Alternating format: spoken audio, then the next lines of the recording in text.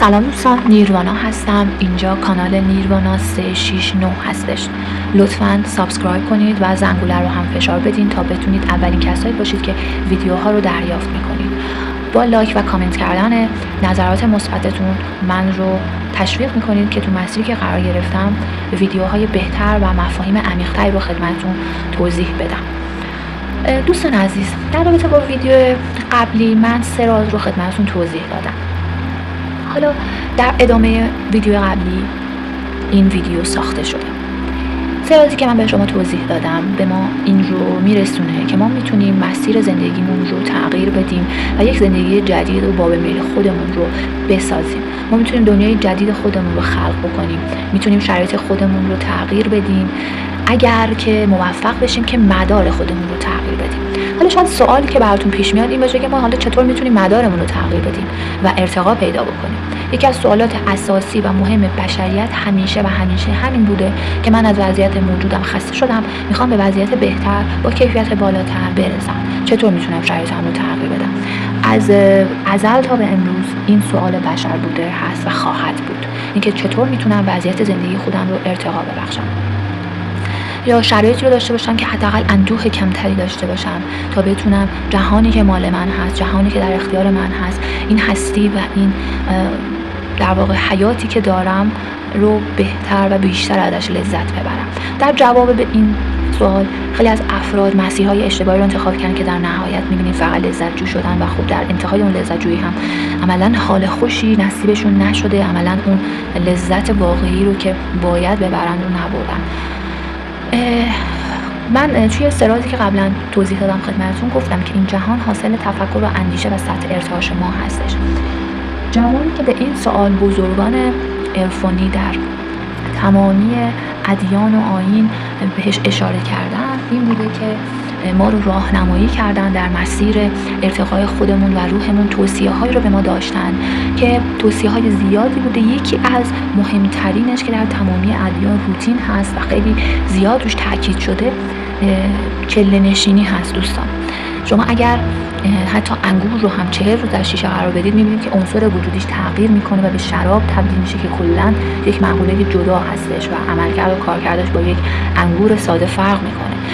شما در نظر بگیرید که 40 روز کنترل افکار و احساساتتون رو در دست داشته باشید، 40 روز مراقبت واقعی بکنید از خودتون، مدارتون و ارتعاشتون. ببینید که چه تغییر بزرگی تو زندگیتون رخ خواهد داد. دوستان عزیزم، چله نشینی با خلوت نشینی که توی خیلی از ذهن‌ها جا افتاده، اینکه فرد بره یه جایی که کسی نباشه و بخواد تنها 40 روز خلوت بکنه خیلی فرق میکنه. باید این خدمتتون بگم که توی در واقع خلوت و به دور از جمعیت به صلح درونی رسیدن هیچ ارزشی نداره در واقع و اصلا هنر نیستش.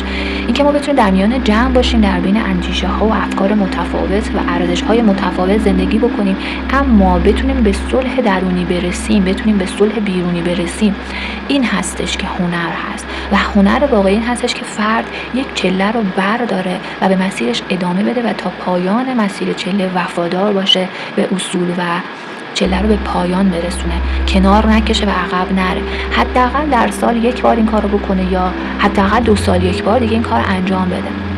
اگر که توجه کرده باشین خیلی از چله ها به صورت گروهی اتفاق میفته، یعنی افراد به صورت دست جمعی چله ها رو انجام میدن توی حالا تبت و جاهای دیگه. شاید حالا ویدیوها و فیلم‌هاش دیده باشه، معمولا به آیینشون به این صورت هست که این افراد خودشون به صورت دست جمعی این کار رو انجام میدن، به خاطر اینکه کلا انرژی جمعی انرژی خب بیشتری هستش.